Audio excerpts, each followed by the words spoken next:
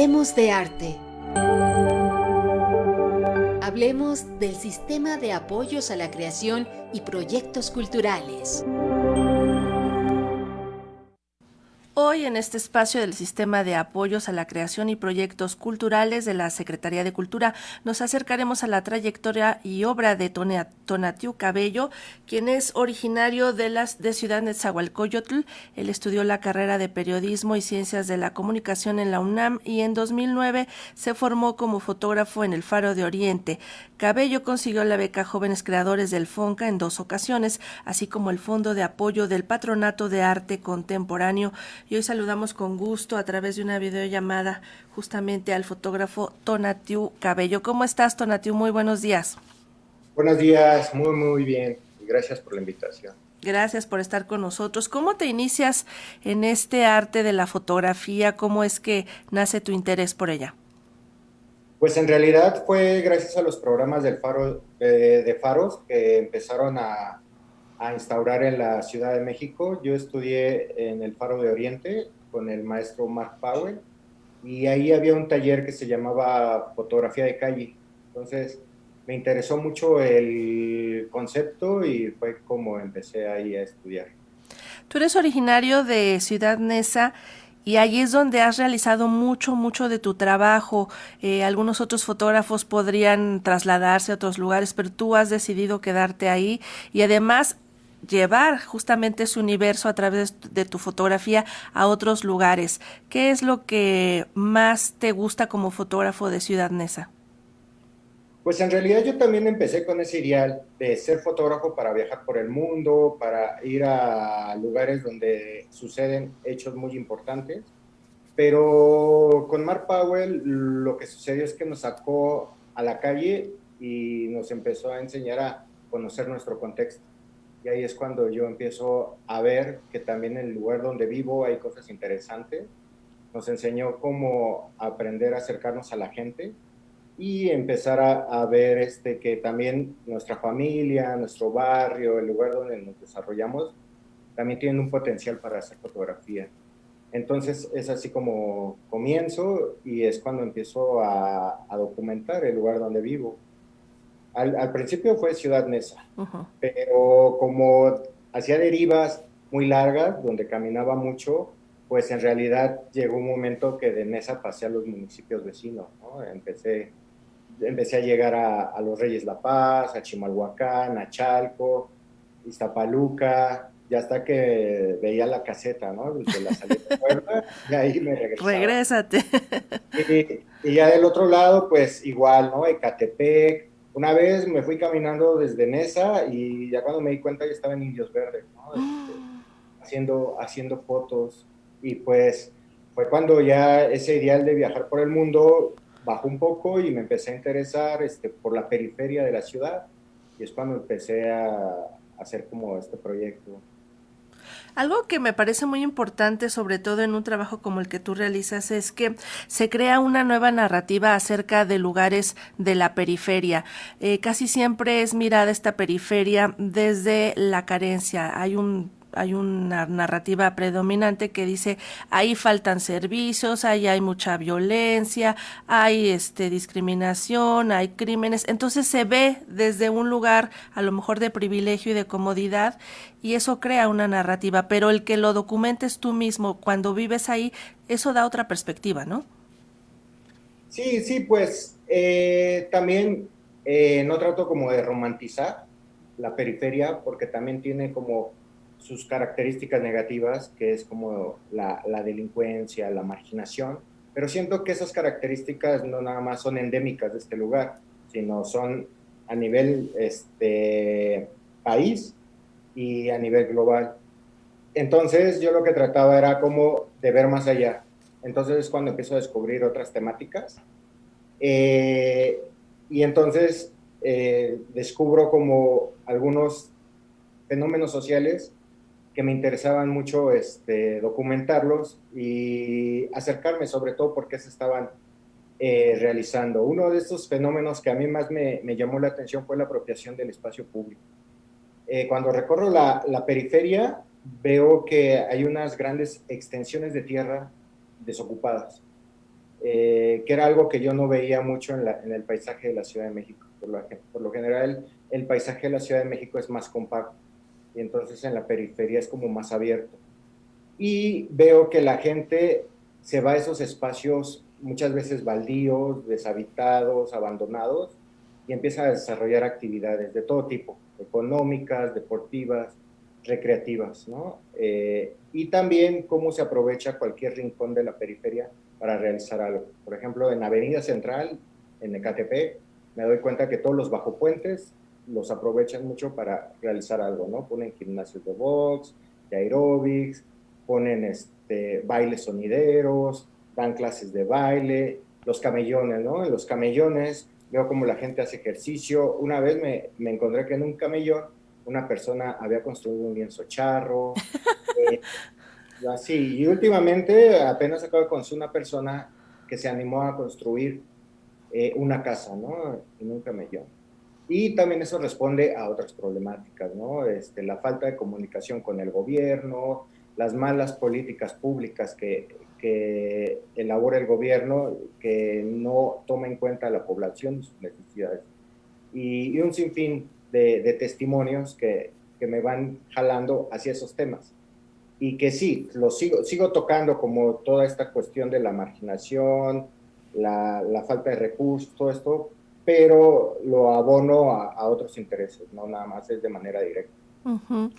Bueno, tú nos decías que al principio que querías ser como este fotógrafo que va por el mundo, conociendo, viendo estos universos, pero aunque no dudo que también hayas viajado mucho, también tu fotografía es la que ha viajado, la que se ha ido por el mundo, has colaborado en medios como The Guardian, CNN, Vice. ¿Qué es lo que has publicado en esos medios y cómo ha sido tomado con esas miradas desde allá, desde los que no nos conocen y nos conocen a través de estas fotografías? Eh, Sobre todo, por ejemplo, en CNN se interesaron mucho en la cuestión de los rituales, ¿no? Los rituales que se realizan en la periferia. Les llamó mucho la atención las peregrinaciones. Y esto es debido a que yo vivo en un lugar cercano por donde pasan todas las peregrinaciones que van a la Basílica de Guadalupe. Ah, ajá. Entonces, constantemente veo a los peregrinos. Eso fue lo que les llamó mucho la atención, esas dinámicas de caminar largas distancias para llegar como a un recinto. Y en otros países lo que les llama la atención, sobre todo veo que es como la capacidad que tiene la gente de apropiarse de su territorio, de convivir con su contexto, con sus dinámicas y mostrar como siempre un carácter de identidad. A mí lo que me han dicho es de que la periferia tiene como mucha identidad y que sobre todo cuando se ven las fotos sí se nota que las características de la región, ¿no? Fui a Estados Unidos y hay similitudes, ¿no? Por ejemplo, la gente allá está acostumbrada a estas dinámicas de frontera, de margen, de límite.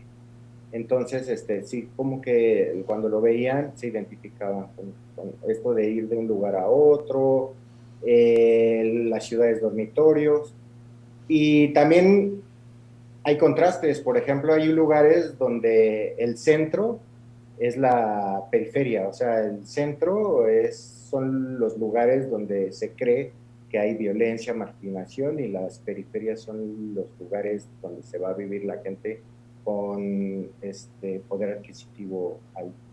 Entonces como que se invierte, y eso también les sorprende, porque que en la Ciudad de México sea al revés, ¿no? Que el centro sea el poder y la periferia sea como lo que no entra en el centro. Al principio nos platicabas de cómo comenzaste en la fotografía, fue a través del Faro de Oriente. Muchos jóvenes también comienzan su contacto con artes y con oficios a través de estos faros, y también has recibido becas y apoyos. ¿Qué tan importante para ti es esto, como creador, recibir apoyos para poder realizar tu obra? Pues en realidad fue muy medular el que yo haya llegado al Faro de Oriente. porque la oferta cultural en Ciudad Neza sobre todo es muy escasa. La oferta cultural contemporánea, porque hay una oferta cultural tradicional, ¿no? Que va más hacia el folclore o hacia las artes clásicas. Pero la oferta cultural contemporánea es escasa, entonces te tienes que trasladar muchas veces a la Roma, a la Condesa, a la Ciudad de México, y pues por nuestras dinámicas luego sí se nos dificulta. Y pues cuando conoces el Faro Oriente y ves que te dan talleres culturales y artísticos muy actualizados, pues es un privilegio. Sí, a mí fue muy medular. Mark Powell es un fotógrafo de calle que también como que hizo una ruptura, ¿no? En los cánones tradicionales de la fotografía de calle. Entonces nosotros empezamos como a adquirir un conocimiento de vanguardia. Y cuando empezamos a hacer esas fotos, pues se notaba mucho, ¿no? En el estilo fresco que estábamos manejando, ¿no? Y ya, actualmente ya como que la gente que ve mi trabajo ya me empieza a explicar la genealogía, ¿no? De dónde vienen todos estos tipos de fotografía. Este tipo de fotografía que yo hago, me dan como más teoría, me dan más, me brindan más herramientas y también pues se complementan, ¿no? Por ejemplo, en los FONCAS y ahorita en el Sistema Nacional, todo se está complementando, ¿no? ¿Por qué? Porque ya empiezas a conocer a gente de otros lados, de otros estatus, de otro tipo de escuelas, ¿no? Que por ejemplo, hace años yo no lo visualizaba, ¿no? O sea, yo no sabía sobre todo cómo entrar a este tipo de dinámicas, ¿no?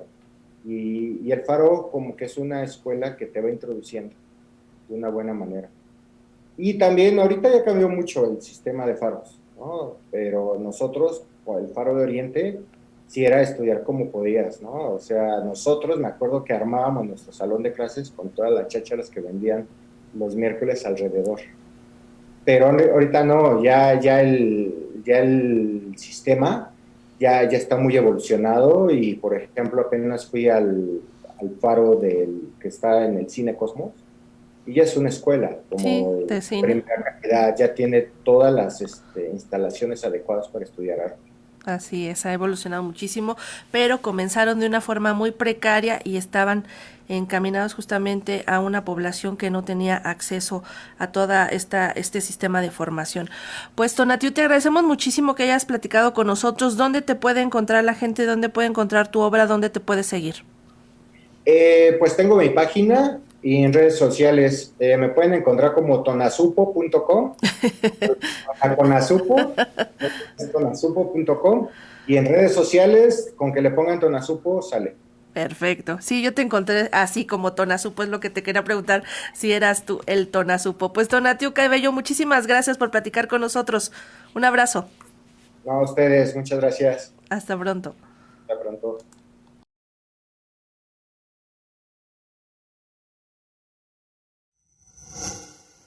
Gobierno de México.